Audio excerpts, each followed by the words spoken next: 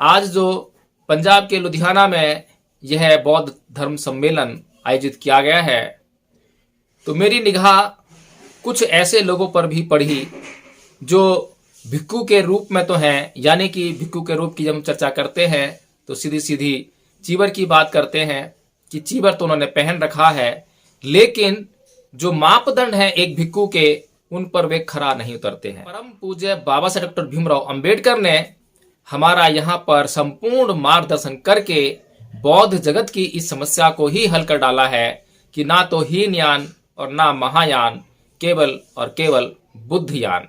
लेकिन क्योंकि आनंद अरहतों को प्राप्त नहीं हो पाए थे, इसीलिए उनको इस प्रथम बौद्ध संगीति में उसके प्रारंभिक चरण में शामिल नहीं किया गया। और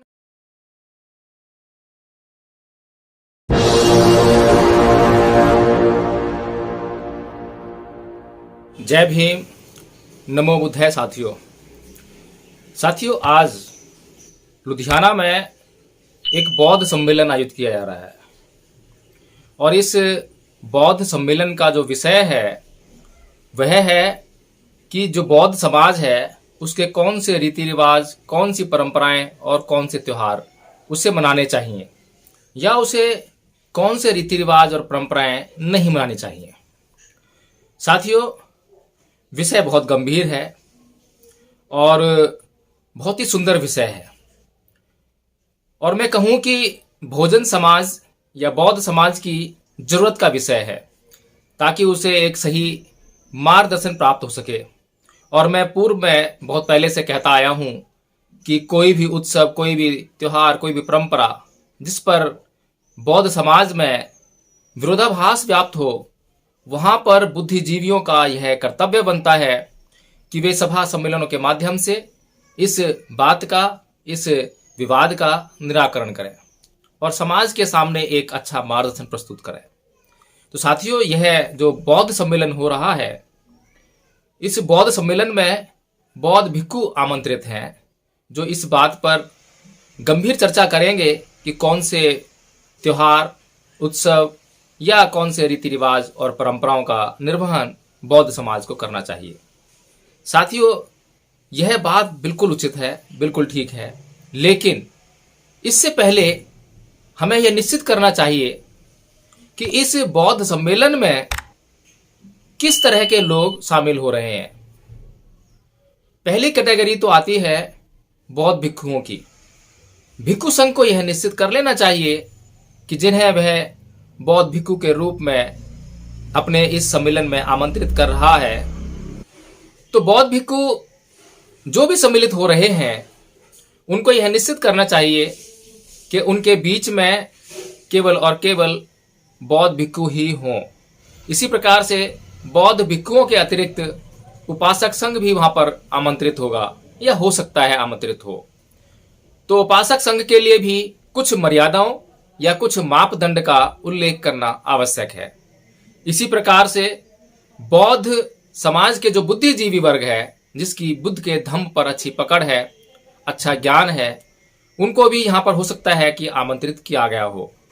तो वहां पर भी कोई ना कोई मापदंड अवश्य ही निर्धारित किया जाना चाहिए। साथियों, मैं यह जो मापदंड है इसकी चर्चा क्यों कर रहा हूं? साथियों, इस सवाल का जवाब पाने के लिए हमें चलना होगा तथागत बुद्ध के महापरिनिर्वाण के उपरांत होने वाली प्रथम बौद्ध संगीति की ओर, जहां पर कि प्रथम बौद्ध संगीति बुलाई गई क्योंकि बुद्ध के बाद धम्म और विनय का संकलन करना आवश्यक हो गया था। इस बौद्ध संगीति में केवल और केवल अरहत भिक्खुओं को ही शामिल होने की इजाजत थी। इसीलिए जो मापदंड निर्धारित किया गया कि किसी भी बौद्ध भिक्खु को जो कि अरहत है उसको शामिल होने की इजाजत है। इसी मापदंड के आधार पर उस पहली संगीति में, उसके शुरुआती दौर में, आनंद को, जो कि बुद्ध का परम सेवक था, बुद्ध के पल पल का साथी था, उनके साथ रहकर धम्म का उसे जो ज्ञान था वो अन्य भिक्खुओं को नहीं था। लेकिन क्योंकि आनंद अरहतों को प्राप्त नहीं हो पाए थे, इसीलिए उनको इस प्रथम बौद्ध संगीति में उसके प्रारंभिक चरण में शामिल नहीं किया गया। और उन्हें एक मौका दिया गया कि वे शीघ्रता से अर्हत पद को प्राप्त कर लें, ताकि उनके पास बुद्ध के ज्ञान का जो खजाना है उससे समाज लाभान्वित हो सके। तो साथियों, इसी प्रकार से उस प्रथम बौद्ध संगीति से शिक्षा लेते हुए यहाँ पर यह मापदंड निश्चित करना बहुत आवश्यक है, ताकि किसी भी बात में किसी भी प्रकार का कोई घाल मेल ना हो सके। हमने पूर्व में देखा है, जब हम त्रिपिटक का अध्ययन करते हैं तो उसमें कई बौद्ध संप्रदाय हमें दिखाई पड़ते हैं, मुख्य तौर पर हीनयान और महायान। साथियों, बुद्ध तो एक थे, बुद्ध की शिक्षा भी एक थी, बुद्ध का रास्ता भी एक था, लेकिन ये जो मुख्य तौर पर 18 संप्रदायों में बौद्ध धर्म कैसे बट गया, इसका कारण यही था कि हर एक व्यक्ति ने बुद्ध के सिद्धांतों को अपने तरीके से उसको इंटरप्रेट किया, उसको परिभाषित किया। इसीलिए साथियों, अगर आज कोई व्यक्ति अगर बौद्ध बनना चाहता है तो उसके सामने सबसे पहले एक सवाल खड़ा होता है कि वह कौन से बौद्ध धर्म को स्वीकार करे, हीन यानी बौद्ध धर्म, महा यानी बौद्ध धर्म, या फिर अन्य कोई बौद्ध धर्म। तो साथियों, वैसे तो परम पूज्य बाबा साहेब डॉक्टर भीमराव अंबेडकर ने हमारा यहाँ पर संपूर्ण मार्गदर्शन करके बौद्ध जगत की इस समस्या को ही हल कर डाला है कि ना तो हीनयान और ना महायान, केवल और केवल बुद्धयान, यानी कि सिर्फ हमें बुद्ध की शरण में जाना है। नत्थी में शरणं अय्यं बुद्धो में शरणं वरं एतेन सच्चवज्जेन होतु में जय मंगलं। केवल और केवल बुद्ध की शरण, और बुद्ध के जो भी मौलिक सिद्धांत हैं उनको पूरी मौलिकता के साथ हमें अपनाना चाहिए। साथियों, इसीलिए आज जो पंजाब के लुधियाना में यह बौद्ध धर्म सम्मेलन आयोजित किया गया है, तो मेरी निगाह कुछ ऐसे लोगों पर भी पड़ी जो भिक्खु के रूप में तो हैं, यानी कि भिक्खु के रूप की जब हम चर्चा करते हैं तो सीधी सीधी चीवर की बात करते हैं कि चीवर तो उन्होंने पहन रखा है, लेकिन जो मापदंड है एक भिक्खु के, उन पर वे खरा नहीं उतरते हैं। खरा क्यों नहीं उतरते हैं, क्या मापदंड हैं, मुख्य तौर पर जिनका मुझे पता है, मैं आपका उनसे परिचय करा देता हूं। पहला मापदंड यह है कि किसी भी भिक्खु की उपसंपदा सही सही विनय के अनुसार होनी चाहिए। अब विनय के अनुसार जब किसी भिक्खु की उपसंपदा होती है, यानी कि जब किसी व्यक्ति की जो कि श्रामणेर बना, उसने किसी उपाध्याय के पास पूरी तरह से प्रशिक्षण प्राप्त किया और उसके उपाध्याय ने यह घोषित कर दिया कि अब यह जो मेरा शिष्य है यह उपसंपदा के योग्य हो गया है, तब 10 महाथेर जिनके 10-10 वर्षावास कंप्लीट हो जाते हैं, तो प्रथम 10 वर्ष जिस भिक्खु के कंप्लीट हो जाते हैं उन्हें थेर कहते हैं।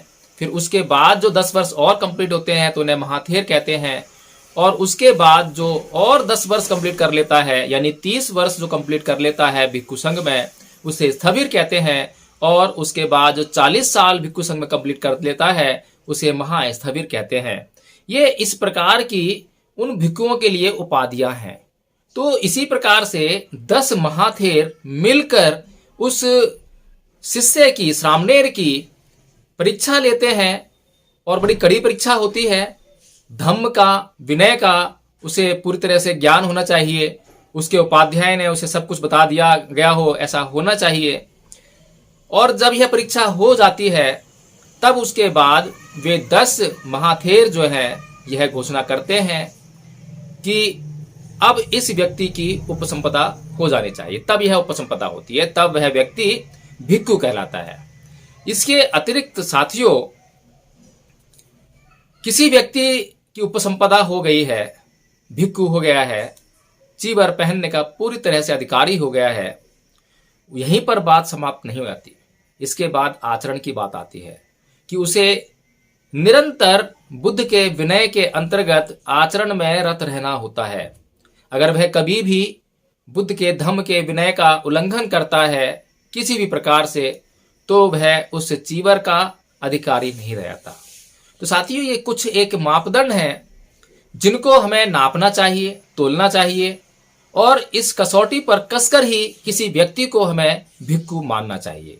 जब भी हम किसी भिक्खु से मिलें तो उससे यह जरूर पूछें कि उनके कितने वर्षावास कंप्लीट हो गए हैं, उनकी उपसंपदा कहाँ से हुई है, किसके जरिए हुई है और उन्होंने कितने वर्ष सामने रहकर प्रशिक्षण प्राप्त किया है, उनके उपाध्याय कौन है। तो इन सब बातों की जानकारी एक उपासक को होनी चाहिए। यह उपासक की जागरूकता का परिचय है। यदि उपासक जागरूक है तो वह अंधविश्वासी नहीं हो सकता।